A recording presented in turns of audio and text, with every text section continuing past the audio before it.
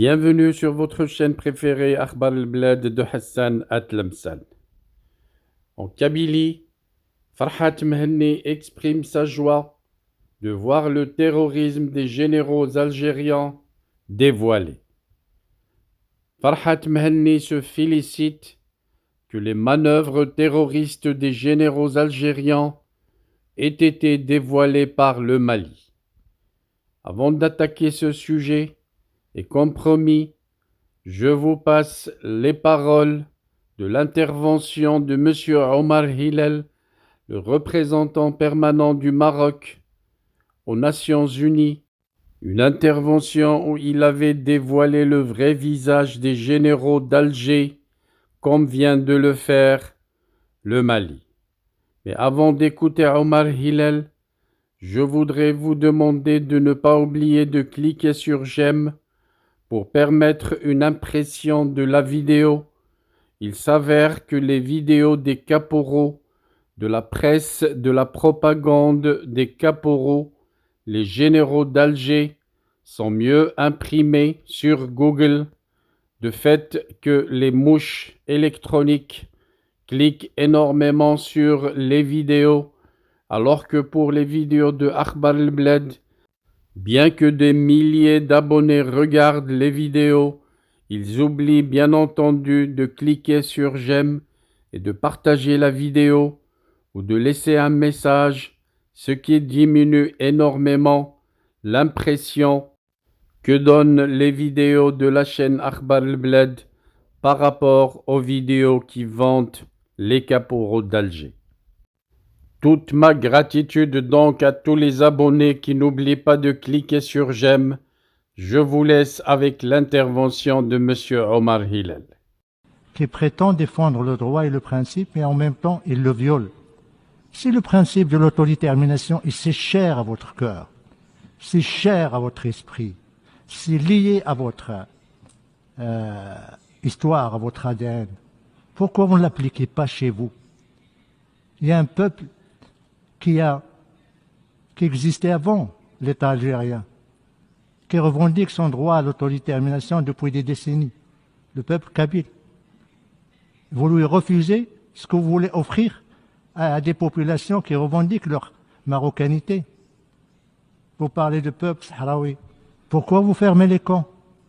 Pourquoi vous ne les ouvrez pas? Pourquoi vous interdisez au HCR de procéder à leur enregistrement? Revenons à notre sujet principal.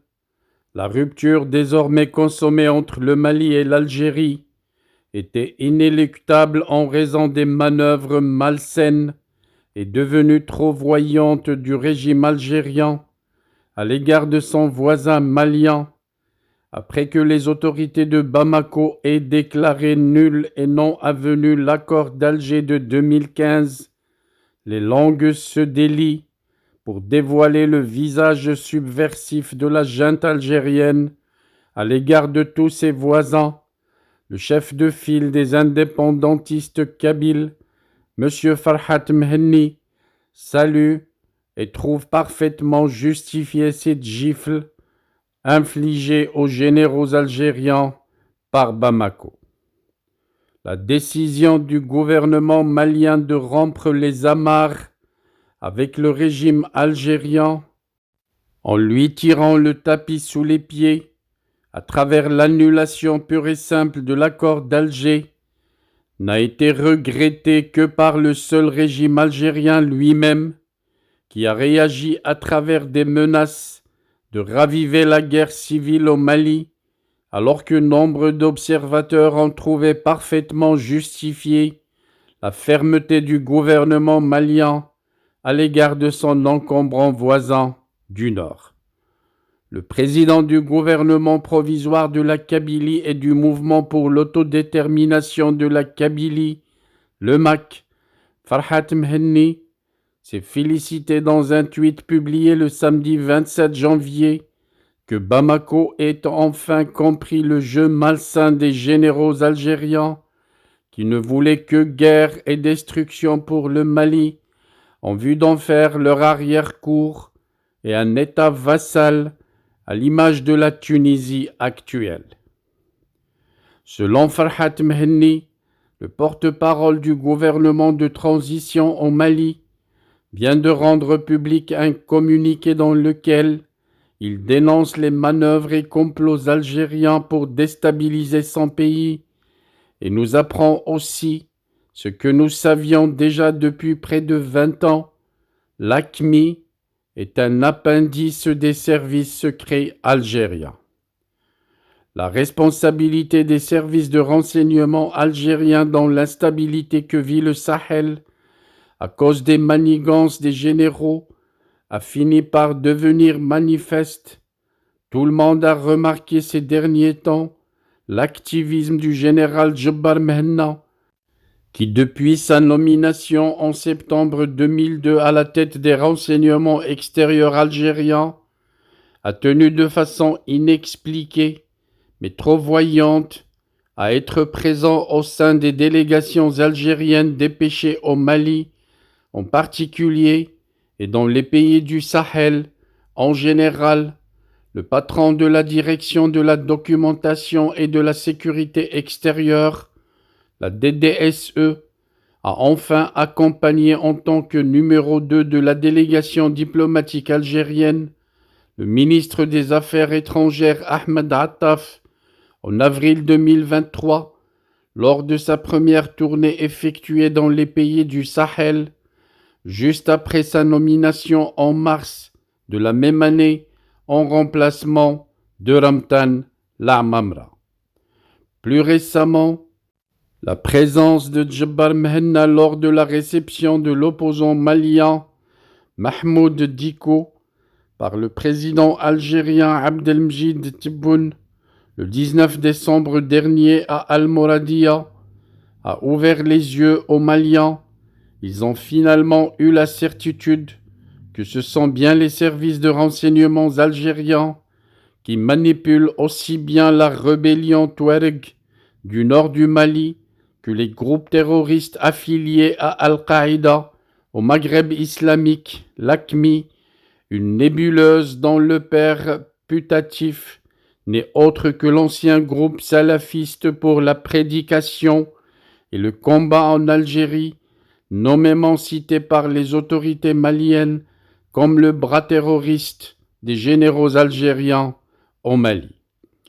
De nombreuses preuves ont été également apportées par le passé quant à l'ingérence flagrante et malsaine de l'inamovible junte algérienne dans les affaires intérieures des pays du Sahel. Il en est ainsi de l'implication avérée de la DDSE dans le versement des pots de vin à Mohamed Bazoum lorsqu'il était candidat à la présidentielle nigérienne en février 2021, étant le candidat du pouvoir à l'époque et donc assuré de remporter l'élection. Celui-ci s'est vu offrir des aides alimentaires transportées par des avions gros porteurs de l'armée algérienne, en plus de sommes d'argent. C'est le général Mohamed Bouzid, alors patron de la DDSE, qui avait piloté cette opération. Le bakhchiche en question était en réalité destiné à acheter la présence du chef du Polisario au milieu d'autres invités étrangers à la cérémonie officielle d'investiture de Mohamed Bazoum. La révélation de cette affaire par les challengers de ce dernier, renversé depuis par un coup d'État militaire, a fait avorter ce plan où l'Algérie a finalement tout perdu. En septembre 2021, Mohamed Bouzid va payer les frais de ce fiasco. Il est limogé, accusé de corruption et enrichissement illicite, puis incarcéré immédiatement à la prison militaire de Blida, où il est toujours en détention. Toujours concernant le Niger, le régime algérien a sorti un communiqué mensonger le 2 octobre dernier, dans lequel il prétend qu'il a reçu par le canal du ministère nigérian des Affaires étrangères une acceptation de la médiation algérienne visant à promouvoir une solution politique à la crise dans ce pays, Niamey a immédiatement réagi à travers un communiqué pour rejeter catégoriquement les allégations de la junte algérienne. Pour sauver la face suite à ce camouflet, le ministère algérien des Affaires étrangères, après une semaine de silence, a sorti un autre communiqué le 9 octobre où il laisse entendre que le gouvernement algérien a décidé de surseoir à l'engagement des discussions préparatoires envisagées jusqu'à l'obtention des clarifications qu'il estime nécessaires au sujet de la mise en œuvre de la médiation algérienne entre les nouvelles autorités nigériennes et la communauté économique des États de l'Afrique de l'Ouest. Il faut dire que le coup le plus dur asséné à l'Algérie par les autorités maliennes est celui de la prise par l'armée nationale de la ville de Kidal en novembre dernier. Cette ville de l'extrême nord-est du Mali, très proche de la frontière avec l'Algérie, était non seulement la capitale des rebelles Touaregs, mais aussi le poste avancé à partir duquel les services algériens, par le biais de leur consulat, le seul dans cette région, coordonnaient les plans de déstabilisation du Mali avec les mouvements de la rébellion et le mouvement terroriste. La crise ouverte du régime algérien avec le Mali et le Niger, deux pays frontaliers de l'Algérie, montre, si besoin en est, qu'il existe un État voyou spécialisé dans la déstabilisation de ses voisins au Maghreb et au Sahel, mais jusqu'à quand cette Algérie, créée de toutes pièces par la France pour semer la haine, semer la division et semer des guerres en Afrique du Nord et au Sahel, jusqu'à quand les caporaux vont continuer à ruiner l'Algérie et à mettre du feu à ses frontières. Tout laisse croire que la fin de ces généraux assassins s'approche à petits pas.